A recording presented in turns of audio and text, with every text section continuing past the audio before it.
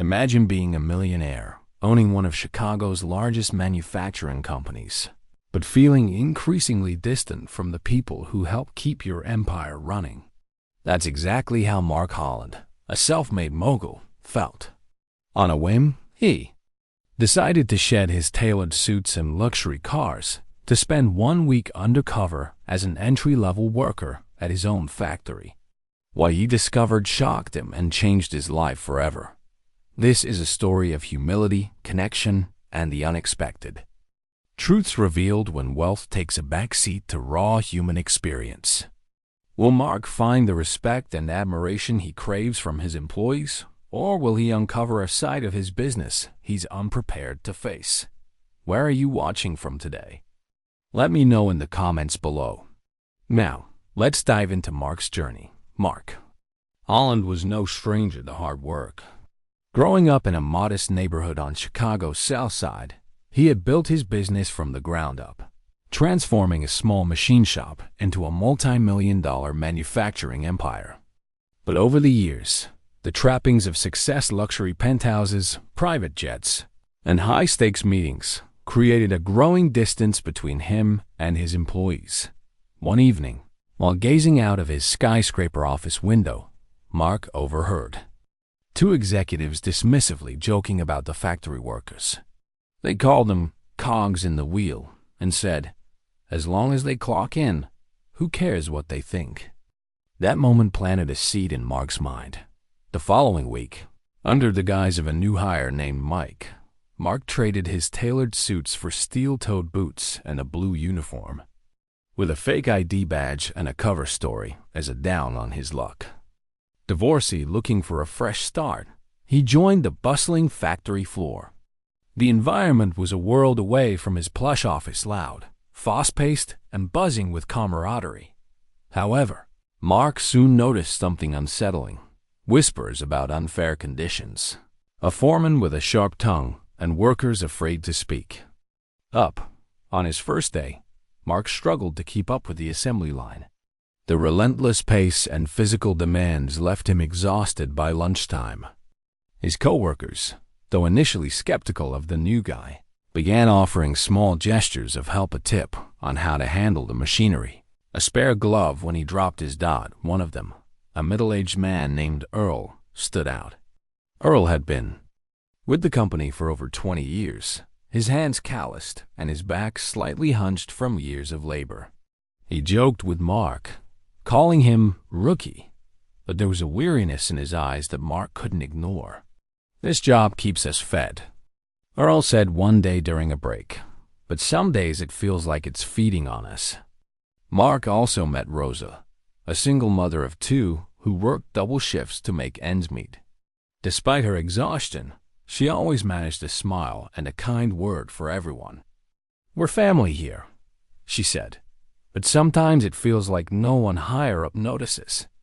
The deeper Mark immersed himself, the more he realized how disconnected his leadership team was from the struggles of the people who kept the company alive. By midweek, Mark began to see the cracks in his company's foundation. On paper, everything looked perfect. Productivity metrics were high, and profits soared. But on the factory floor, a different story unfolded.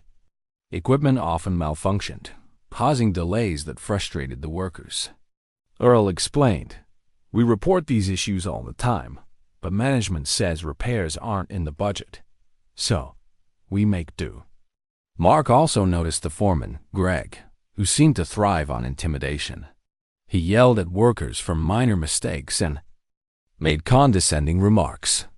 During one interaction, Mark saw Greg berating Rosa for being 2 minutes late to her station, even though she'd spent her break on a call with her child's school.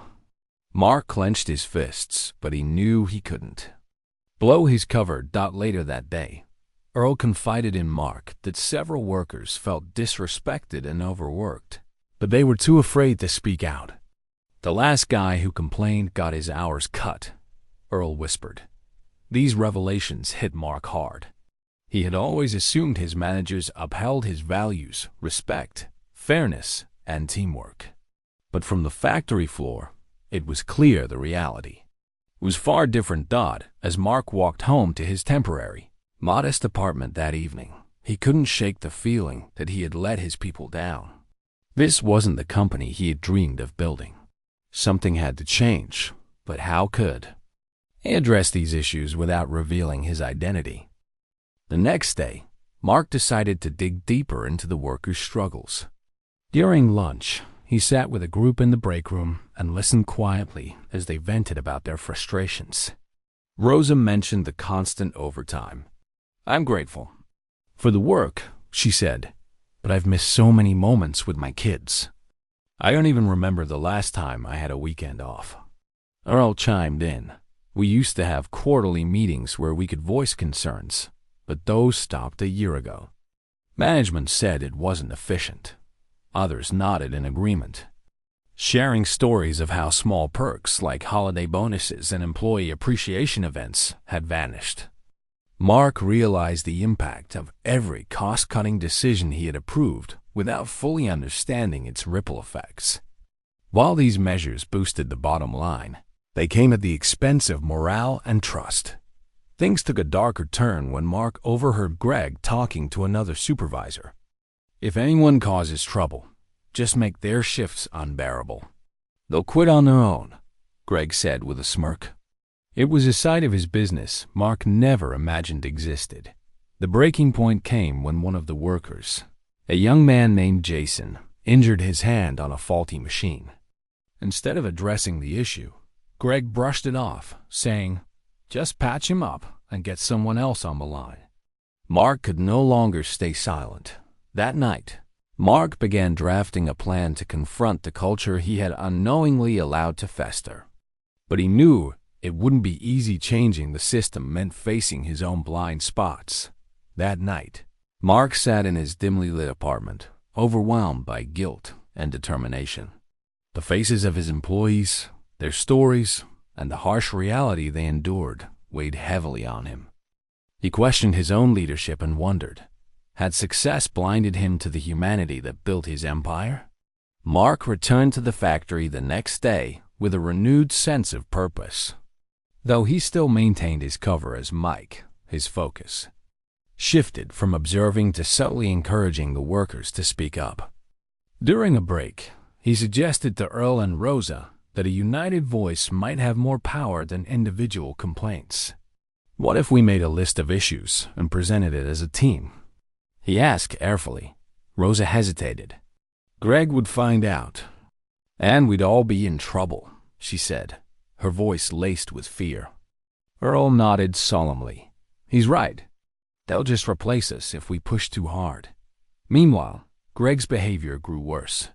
That afternoon, Mark watched him publicly humiliate a young worker who was struggling with a heavy load.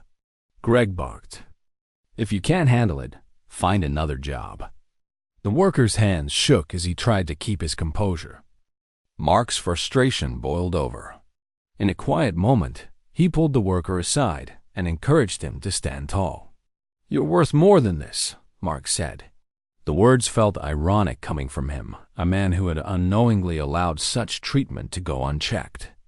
Later that day, Mark received an unexpected glimmer of hope.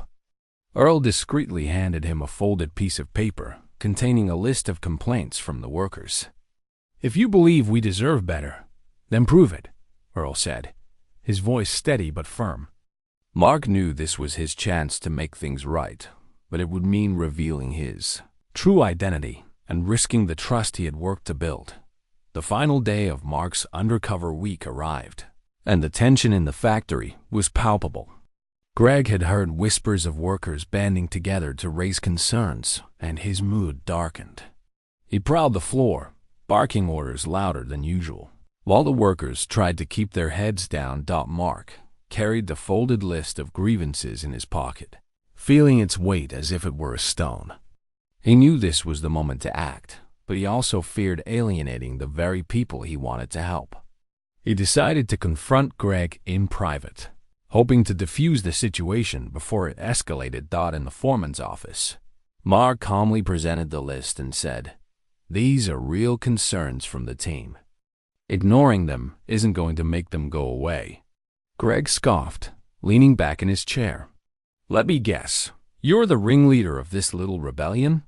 Newsflash, Mike. People like you don't last here." Mark took a deep breath. "You're right," he said. "I'm not going to last here.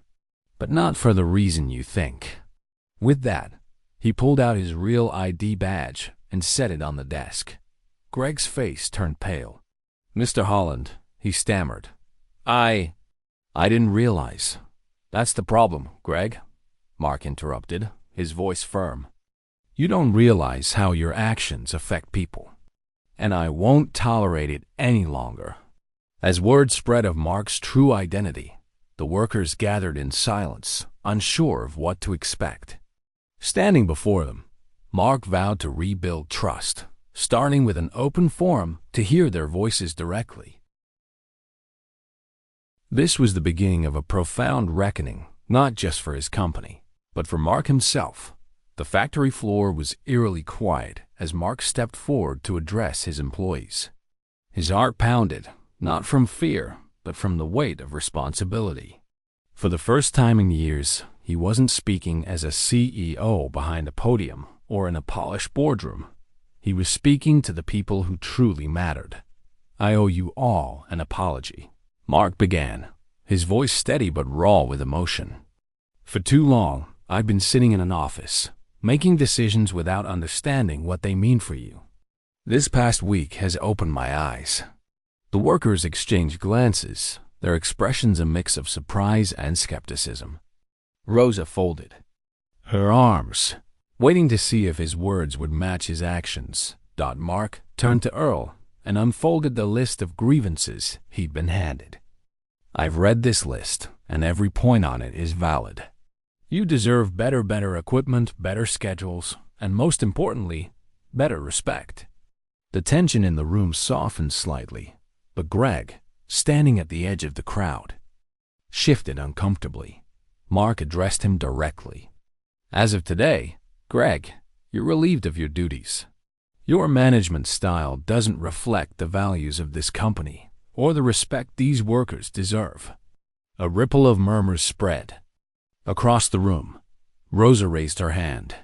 "We've heard promises before," she said cautiously. "How do we know this isn't just another speech?"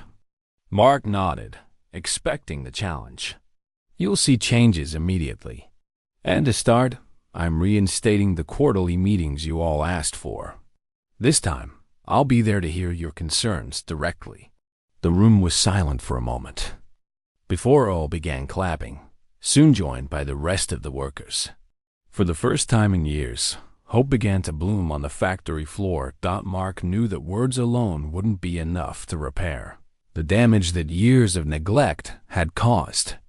After his speech, he returned to his penthouse, but instead of feeling triumphant, he felt the weight of the task ahead. The workers had applauded, but trust wasn't built in a day. The following morning, Mark arrived at the factory before sunrise, wearing the same steel-toed boots and uniform he'd worn as Mike. This time, however, he walked in as himself.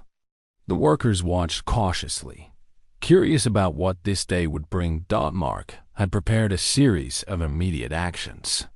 First, he called in a team of technicians to inspect and repair all the faulty equipment. Watching the repairs begin, Rosa approached him hesitantly. "You're really doing it," she said, her voice a mix of disbelief and cautious hope. "That's just a start," Mark replied, "but I'm going to need your help to make real changes." Next, Mark met privately with Earl, Rosa, and a small group of trusted employees.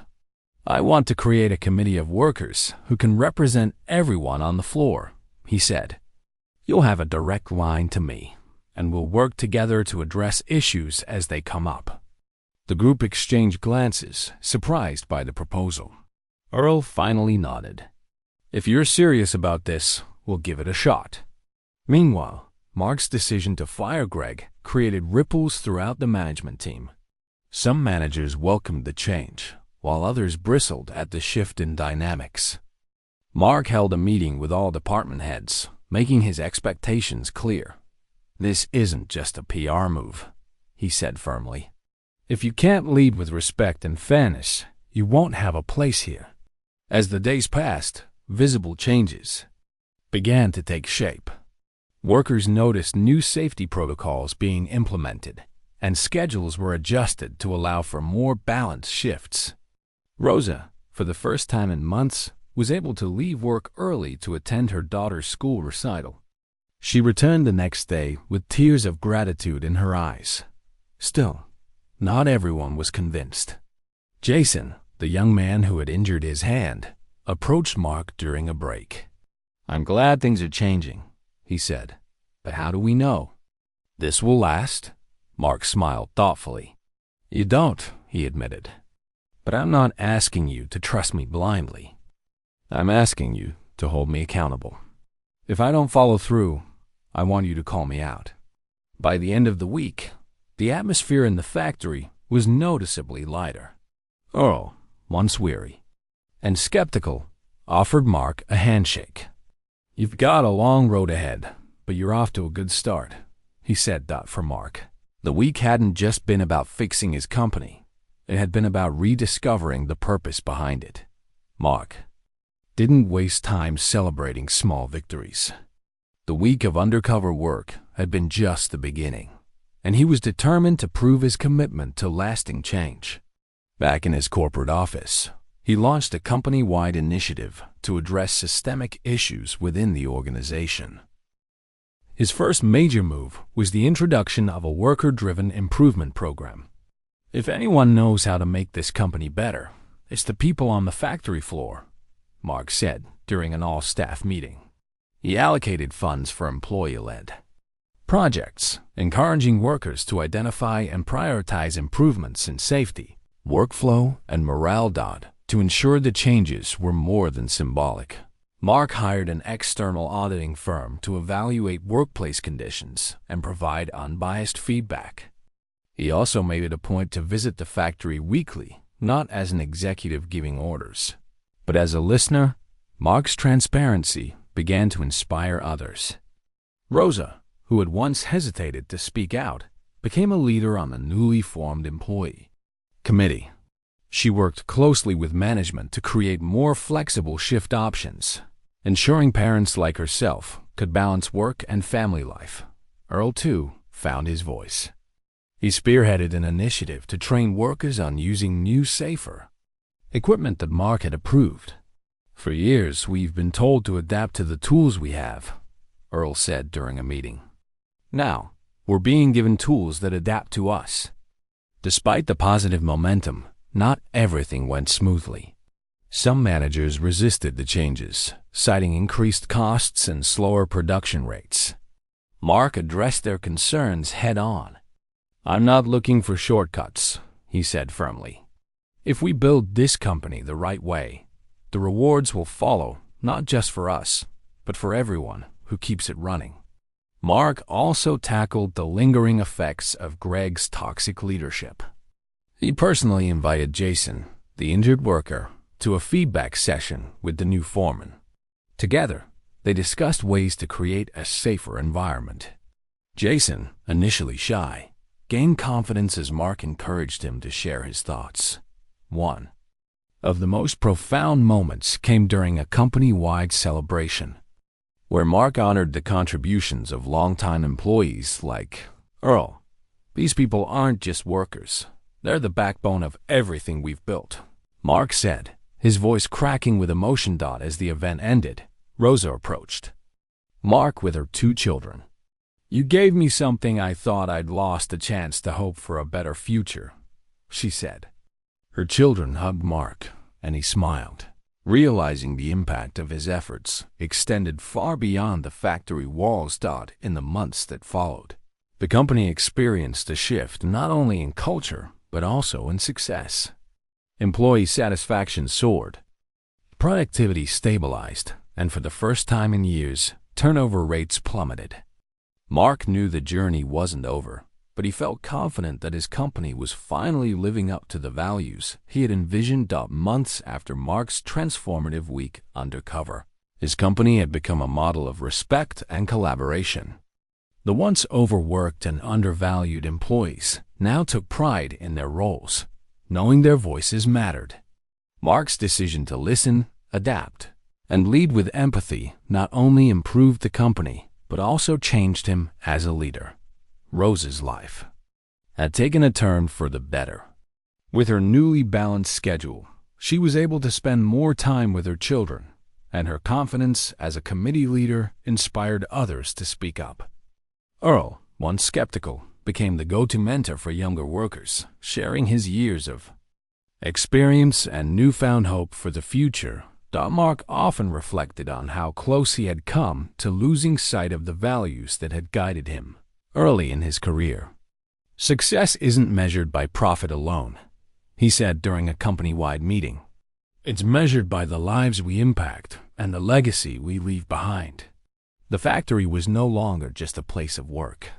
It had become a community where people felt respected and empowered. Mark continued to visit regularly, not as an aloof CEO, but as a familiar face who genuinely cared. As the story of his undercover journey spread, other business leaders reached out to Mark for advice. His experience became a reminder that no matter how high one rises, true leadership is about staying connected to the people who make success possible. What do you think of this story? Rate it from 1 to 10 in the comments, and don't forget to share it with someone who might find it inspiring. If you enjoyed this, subscribe for more incredible stories, and we'll see you in the next one.